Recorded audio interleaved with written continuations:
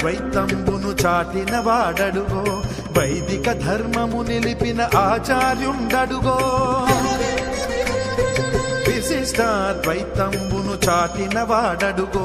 వైదిక ధర్మము నిలిపిన ఆచార్యుండడుగో గోపురాణ తిరుమంత్రము చాటిన వాడడుగో మోక్షానికి మార్గమైన రామానుజులరుగో గోపురాణ తిరుమంత్రము చాటిన వాడు